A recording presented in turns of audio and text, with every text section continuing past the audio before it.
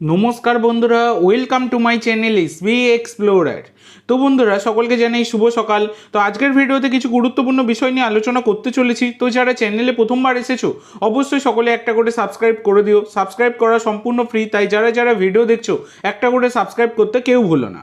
তো বন্ধুরা, যে আপডেটটা দিয়ে শুরু করব, গতকালকে আইএসএলে এফসি গোয়ার সাথে ইস্ট বেঙ্গলের ম্যাচ ছিল, যে ম্যাচটা কিন্তু ইস্ট বেঙ্গল 3-2 গোলে এফসি গোয়ার কাছে হেরে গেল। তো ব্যাপারটা হচ্ছে, কালকের ম্যাচে বোরা হেরেরা ইস্ট বেঙ্গলের প্রাক্তন বিদেশি, তিনি কিন্তু হ্যাটট্রিক করেছেন এবং তার হ্যাটট্রিকের দিনই ইস্ট বেঙ্গলও কিন্তু হারের হ্যাটট্রিক করলো। আইএসএলের মঞ্চে পরপর 3টে ম্যাচে কিন্তু পরাজিত হলো ইস্ট বেঙ্গল। তো ব্যাপারটা হচ্ছে, তোমরা যদি দেখো তাহলে কার্লোস কোয়াদ্রাতের স্ট্র্যাটেজি নিয়ে তো প্রশ্ন উঠছেই। এছাড়া কিন্তু কার্লোস কোয়াদ্রাতকে গতকালকে গো ব্যাক স্লোগানও শুনতে হয়েছে।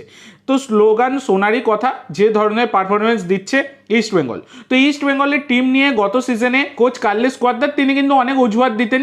তো এই সিজনে কিন্তু ইস্ট বেঙ্গল ম্যানেজমেন্ট যাকে চেয়েছে তাকে কিন্তু তুলে দিয়েছে। সে অন্য টিম থেকে প্লেয়ার ঝেড়ে হোক বা যাই হোক, সব কিছু করে কিন্তু তারা টিমটাকে কার্লোস কোয়াদ্রাতের হাতে তুলে দিয়েছে। কিন্তু কোয়াদ্রাত তার কিছুই করতে পারেননি। অবস্থা পুরো কেরোসিন, তোমরা কার্যত দেখতেই পাচ্ছ। ক্লেটন সিলভাকে এই মরশুমে রাখার কোনো মানেই ছিল না, তাকে রেখে দেওয়া হয়েছে।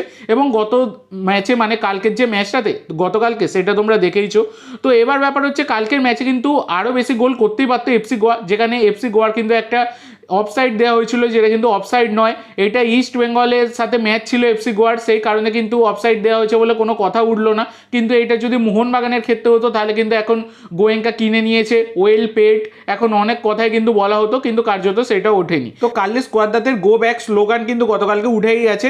এই হচ্ছে ব্যাপার, আগের ম্যাচ থেকেই উঠবে উঠবে করছিল, একদম এই ম্যাচে বলতে গেলে একদম উঠেই গেল, সেটা বলা যায়। তো কোচকে কোচের জায়গায় রাখা উচিত, তাকে প্রফেসর বানিয়ে কোনো কাজ নেই। প্রফেসরের অবস্থা বর্তমানে খুবই করুণ, সেটা কার্যত দেখাই যাচ্ছে। এছাড়া বন্ধুরা, হিজাজি মাহেরের থেকে যে কোনো আমাদের ভারতীয় ডিফেন্ডার অনেক বেটার খেলবেন, সেটা কার্যত বলাই যায়। জঘন্য অবস্থা হিজাজি মাহেরের, এবং আনোয়ার আলীর অবস্থাও খুব একটা কিন্তু ভালো নয়। অন্য দিকে বেশি মনোসংযোগ দিতে গিয়ে কিন্তু খেলার দিকটাই অনেকটাই প্রবলেম ফেস করতে হচ্ছে তাকে, দেখা গেছে। তো সব মিলিয়ে কালকে কিন্তু ইস্ট বেঙ্গল 3-2 গোলে ম্যাচটা হারলো, যেখানে জিকসনদের মতো তারকা প্লেয়ার তারাও কিন্তু খেলা ভুলে গেছে কার্লোস কোয়াদ্রাতের আন্ডারে। তো জানা নেই কীভাবে ইস্ট বেঙ্গল ঘুরে দাঁড়াবে। তো এরপরে যে আপডেটটা দিতে চলেছি সেটা হচ্ছে, আজকে মোহনবাগানের বেঙ্গালুরুর বিরুদ্ধে অ্যাওয়ে ম্যাচ রয়েছে আইএসএলের মঞ্চে। তো এই ম্যাচের আগে তোমাদেরকে বলে দিই, আলবার্টো রড্রিগেজ তিনি কিন্তু অ্যাভেলেবেল থাকছেন না। এছাড়া জেমি ম্যাকলারেনকে নিয়ে অনেকে প্রশ্ন করছিল যে প্রথম থেকে খেলবে কিনা। তো দেখো, জেমি ম্যাকলারেনের কিন্তু প্রথম থেকে খেলার সম্ভাবনা নেই, কারণ কোচ নিজেই জানিয়ে দিয়েছেন যে জেমি ম্যাকলারেন তিনি এখনও পুরোপুরি ফিট নয়। সেক্ষেত্রে আগের দিন 15 মিনিট খেলেছেন, আজকের ম্যাচে যদি তাকে নামানো হয় শেষ দিকে, তাহলে ধরো আধ ঘন্টা খেলতে পারে, 20-25 মিনিট খেলতে পারে, এইরকম সম্ভাবনা রয়েছে। তো এবার প্লেইং ইলেভেনটা আলোচনা করি। তো যেহেতু বেঙ্গালুরু এফসির হোম ম্যাচ, তাই বেঙ্গালুরুর প্লেইং ইলেভেনটাই আগে জানাই। তো বিএফসি 4-3-3 ফরমেশনে দল নামাবে। গোলকিপার গুরপ্রীত, 4জন ডিফেন্ডার, রাইট ব্যাকে নিখিল, লেফট ব্যাকে রোশন, সেন্টার ব্যাকে রাহুল বেকে এবং সানা বা জোভানোভিচ, 3জন মিডফিল্ডার নগোয়েরা, পেড্রো কাপো এবং সুরেশ, 3জন ফরওয়ার্ডস, রাইট উইং ফরওয়ার্ডে ভিনিত ভেঙ্কটেশ, লেফট উইং ফরওয়ার্ডে সুনীল বা এডগার মেন্ডেস, সেন্টার ফরওয়ার্ডে পেরেরা দিয়াজ।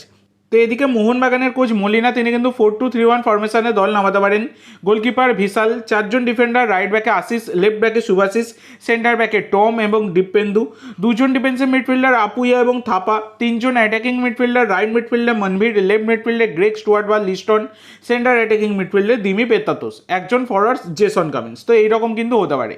তো তোমাদের মতে বেস্ট প্লেইং ইলেভেন কেমন হতে পারে অবশ্যই সকলে কমেন্ট করে জানিও। এছাড়া আজকের ম্যাচের আগে এই ভিডিওর পিন কমেন্ট বক্সে তোমাদেরকে কিন্তু আমি ফ্রি লাইভ লিঙ্কও দিয়ে দেবো।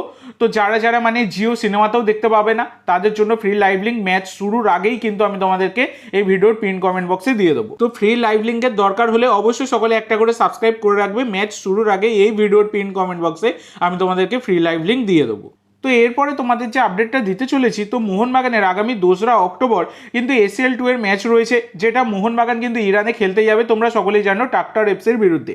তো ব্যাপারটা হচ্ছে, এই ম্যাচের আগে একটা ভিসা সংক্রান্ত সমস্যা ছিল, সেসব কিন্তু মিটে গেছে। সমস্ত স্বদেশি বিদেশি প্লেয়াররা কিন্তু ভিসা পেয়ে গেছে। তো এবার ব্যাপার হচ্ছে, আদেও কোনো বিদেশি কি খেলতে যাবে? কারণ সব বিদেশিদের থেকেই কিন্তু একটা মানে আজকের এই ম্যাচটার পর কিন্তু কথাবার্তা বলা হবে যে কারা খেলতে যাবে কারা খেলতে যাবে না, এই রকম কিন্তু একটা আলোচনা হবে আর কি মোহনবাগানের প্লেয়ার মোহনবাগান ম্যানেজমেন্টের মধ্যে। কারণ তোমরা যদি দেখো 2রা অক্টোবরের পর কিন্তু আবার 5ই অক্টোবর মিনি ডার্বি রয়েছে মোহামেডানের বিরুদ্ধে। তো সেক্ষেত্রে 2 তারিখে মোহনবাগান ম্যাচ খেলে মোহনবাগানের ফিরতে ফিরতে কিন্তু 4 তারিখ হয়ে যাবে। সেক্ষেত্রে 5 তারিখে সমস্ত প্লেয়ারদেরকে কীভাবে নামাবে খেলতে? Without practice without recovery session খুবই প্রবলেম ফেস করতে হবে। সেক্ষেত্রে তারা কিন্তু এই বিষয়টা নিয়ে আলোচনায় বসবে কারা যাবে কারা যাবে না। কিন্তু এরপরেও আর একটা প্রশ্নচিহ্ন থাকছে যে এই ম্যাচটা কি আদৌ হবে 2 তারিখের এই ম্যাচটা? কারণ বর্তমানে যুদ্ধ পরিস্থিতি নিয়ে তোমরা যদি দেখো তাহলে কিন্তু ইরানের ব্যাপারেও কিছু মিডিয়া থেকে মানে ইউএসএ জর্জিয়ার মিডিয়া থেকে কিন্তু রিপোর্ট আমি তোমাদেরকে দেখাচ্ছি, যেটা কিন্তু মানে দেখা গেল আর কি। তো সেক্ষেত্রে এইসব পরিস্থিতির মধ্যে কি আদৌ ম্যাচটা করা সম্ভব? আদৌ কি ম্যাচটা হবে? আদৌ কি মোহনবাগান খেলতে যাবে? সেটা তো এখন ভবিষ্যতে উত্তর দেবে। তো দেখা যাক কি হয়। সব কিছুটা যেটুকু জানতে পারলাম যেটুকু জানি সবটাই তোমাদের সাথে শেয়ার করলাম, স্ক্রিনশট সমেত একদম তোমাদেরকে প্রমাণ সমেত দেখানোর চেষ্টা করলাম। তো দেখা যাক মোহনবাগানের এই ম্যাচটা যদি হয় বা যদিও বা হয় কারা কারা খেলতে যায় তারাই এখন দেখবার বিষয়। সবটাই জানতে পারলে আমি তোমাদেরকে ভিডিও বানিয়ে জানিয়ে দেবো। সেই কারণে অবশ্যই সকলে একটা করে সাবস্ক্রাইব করে রাখতে ভুলো না।